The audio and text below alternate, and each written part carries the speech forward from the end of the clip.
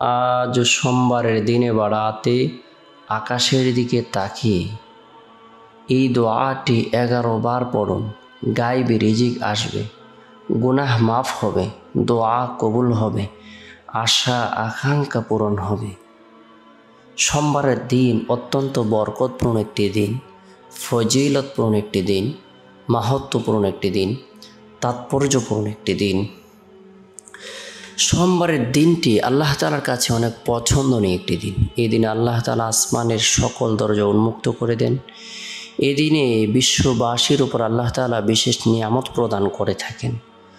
আল্লাহ পাক রব্বুল আলামিন বরকতপূর্ণ এই দিনে সাইয়্যিদুল মুরসালিন, ইমামুল মুরসালিন, খাতামুন নবীন, রাহমাতুল লিল আলামিন, আমাদের হৃদয়ের স্পন্দন, কলিজার টুকরা জনাবি মুহাম্মদুর রাসূলুল্লাহ সাল্লাল্লাহু আলাইহি সাল্লামকে পৃথিবীতে পাঠিয়েছেন।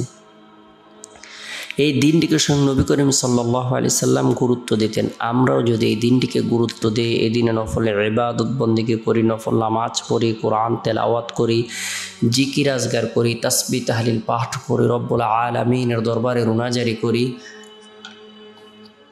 আল্লাহ পাক রব্বুল আলামিন আমাদের ভাগ্যকে পরিবর্তন করে দিবেন, গায়েবী সাহায্য প্রদান করবেন, দোয়াকে কবুল করবেন, গুনাহকে মাফ করে দিবেন, আশা আকাঙ্ক্ষাকে পূরণ করে দিবেন। বরকতপূর্ণ এই দিনে আমরা ফজরের নামাজ সম্পূর্ণ করার পর বিশেষ নিয়ামত লাভের উদ্দেশ্যে সূরা হাশরের শেষ 3টি আয়াত আমল করব। আউযু বিল্লাহিস সামিউল আলিম মিনাশ শাইতানির রাজিম, আউযু বিল্লাহিস সামিউল আলিম মিনাশ শাইতানির রাজিম। এভাবে আউযু বিল্লাহ আমরা 3 বার পাঠ করার পর হুয়াল্লাহুল্লাযী লা ইলাহা ইল্লাহু থেকে সূরা হাশরের শেষ পর্যন্ত আমল করব। আল্লাহ তাআলা আপনার আমার জন্য 70,000 ফেরেশতা নিযুক্ত করে দিবেন।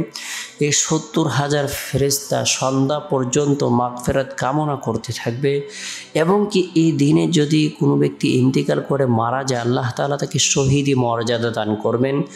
গুরুত্ব সহকারে বরকতপূর্ণ এই আমলটি করব। এরপরে সোমবারের দিন জোহরের নামাজ সম্পূর্ণ করার পর গুরুত্ব সহকারে আল্লাহ তাআলার প্রতি ভরসা রেখে, বিশ্বাস রেখে গুনাহ মাফের উদ্দেশ্যে তওবার নিয়তে 11 বার ইস্তিগফারের আমল করব। আস্তাগফিরুল্লাহ রাব্বি মিন কুল্লি যামবি ওয়া আতুবু ইলাইহি, আস্তাগফিরুল্লাহ রাব্বি মিন কুল্লি যামবি ওয়া আতুবু ইলাইহি। এরপরে আমরা আকাশের দিকে তাকিয়ে বিনয়ের সাথে বরকতপূর্ণ এই দোয়াটি আমরা 11 বার আমল করব। রব্বানা আতিনা ফিদ দুনিয়া হাসানা ওয়া ফিল আখিরাতি হাসানা ওয়া কিনা আযাবান নার। হে আমাদের পালনকর্তা, তুমি দুনিয়াতেও আমাদেরকে কল্যাণ দান করো এবং আখিরাতেও কল্যাণ দান করো এবং তুমি দোজখের আযাব থেকে আমাদেরকে রক্ষা করো। সূরা বাকারা আয়াত 201। আমরা গুরুত্ব সহকারে এই দোয়াটি আকাশের দিকে তাকিয়ে 11 বার আমল করার পর রব্বুল আলামিনের দরবারে নিজের জন্য, পরিবার পরিজনদের জন্য, জীবিতদের জন্য, মৃতদের জন্য, বিশ্ববাসীর জন্য দোয়া করব, প্রার্থনা করব। আল্লাহ তাআলা যেন আমাদের হায়াতের মধ্যে, রিজিকের মধ্যে বরকত দান করেন, ধন দৌলতের মধ্যে বরকত দান করেন, কামাই রুজির মধ্যে বরকত দান করেন, সার্বিকভাবে আল্লাহ তাআলা যেন কল্যাণ প্রদান করেন।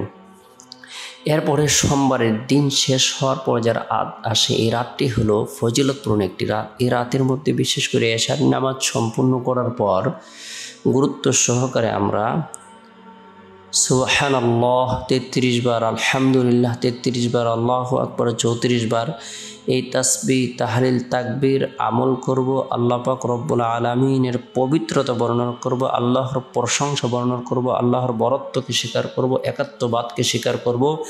এরপরে আল্লাহুম্মা বিসমিকা আমুতু আহইয়া এই দোয়াটি পাঠ করে ঘুমিয়ে যাব।